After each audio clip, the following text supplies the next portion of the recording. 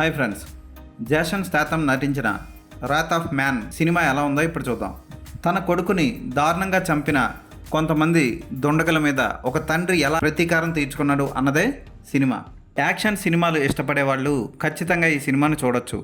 Jason స్టాథమ్ తన యాక్షన్తో అందరినీ అలరిస్తాడు ఈ సినిమాతో.